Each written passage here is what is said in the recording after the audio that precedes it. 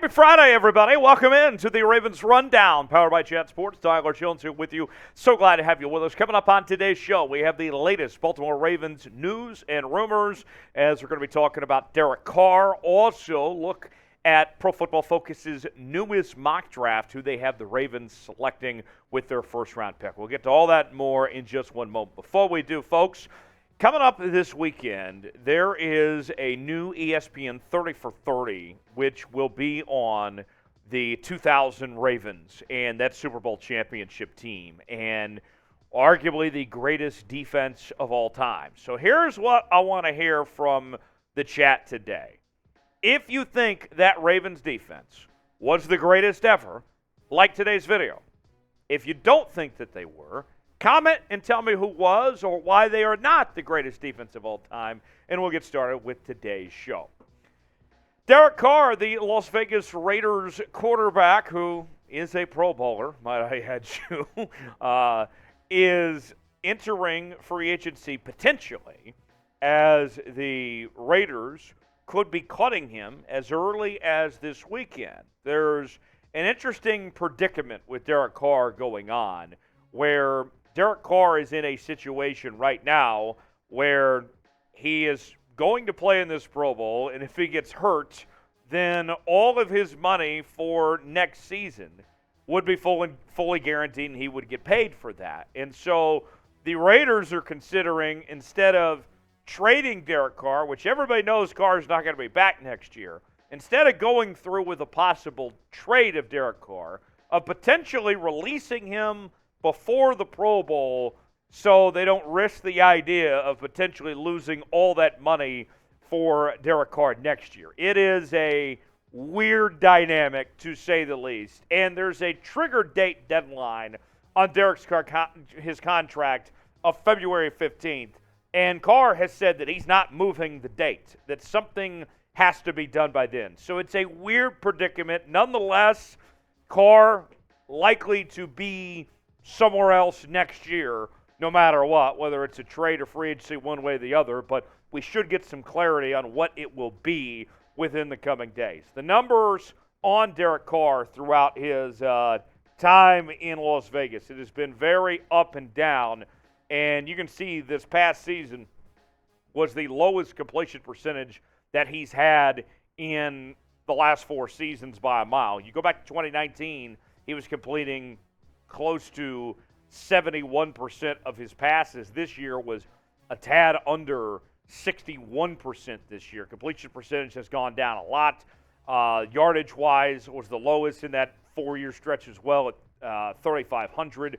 24 touchdowns, 14 picks. Remember, they sat him out the last few games of the year because they wanted to see what they had in Jarrett Stidham and their other quarterbacks, and it was just a mess there, the way things ended for Derek Carr in Las Vegas this year. And so the possibility of bringing him to Baltimore, barring a major fallout with Lamar Jackson, I think it's unlikely.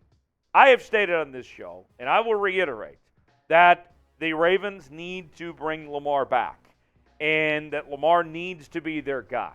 Bringing in Derek Carr, Derek's a talented quarterback. He's had a decent career, but to me, the idea of him being the quarterback as opposed to Lamar Jackson next year just simply doesn't make sense. I would never pay Derek Carr but not be willing to pay Lamar Jackson. That doesn't add up at all. You look at the Ravens depth chart, Lamar, of course, QB1. Tyler Huntley, he's a restricted free agent himself, and then there's Anthony Brown at that QB3 spot.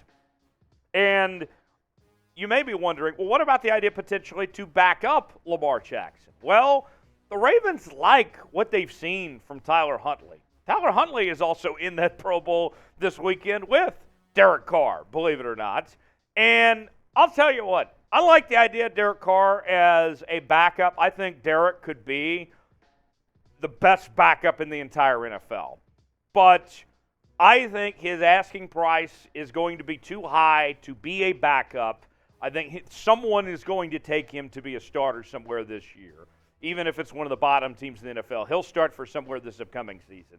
And I think Tyler Huntley is coming back, in all honesty, too. I think that The Ravens like what they've seen from Tyler Huntley. He could play the same offense that Lamar Jackson can.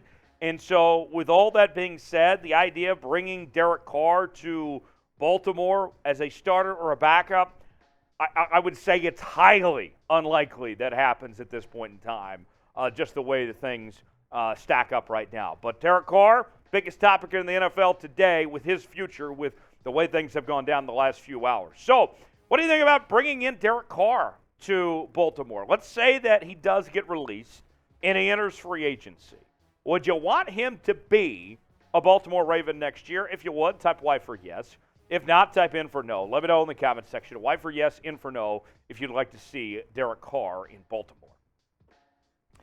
The newest Pro Football Focus mock draft is out, and PFF is projecting that the Ravens, with the 22nd selection, pick a player that I think Ravens fans are very familiar with, and that is Maryland cornerback Deonte Banks with the selection. And this is, of course, on the heels of Marcus Peters' future, uncertain at this point in time, and basically a replacement of sorts for Marcus Peters. And so here's what PFF had to say about the idea of drafting Banks with the selection. With Marcus Peters set to become a free agent, cornerback could be an area of need for Baltimore. Thankfully for them, it seems like they're in a sweet spot to get in on a strong first-round cornerback class.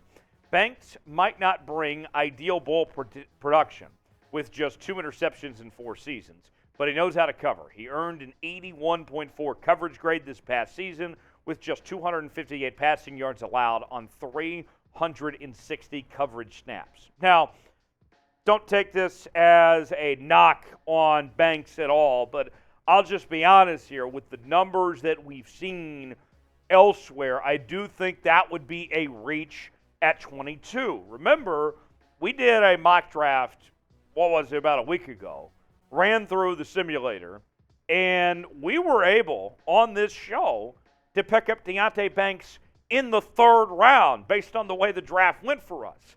And so I would say, with knowing that that's a possibility, with what we went through in our simulator of the results that it gave us, that Banks was still around the 3rd round, I don't like the idea of him at 22. He's a talented player, don't get me wrong. Remember, Sports Illustrated gave him about a 2nd-round grade, but to me, that's just too high of Banks at 22 when we've seen that there's potential for him to be available in the 2nd or 3rd round as far as that goes. The resume on Banks, all Big Ten honorable mention this past year, and described as an old-school cornerback with size and athleticism that he brings to the table.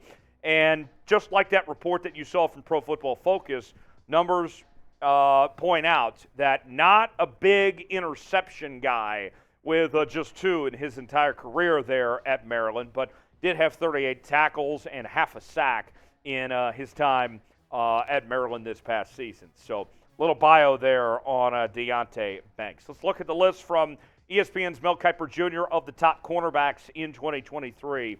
And Mel has Banks as the number 3 corner coming out in this draft. And you look at the list, Joey Porter Jr. from Penn State is number 1 up there.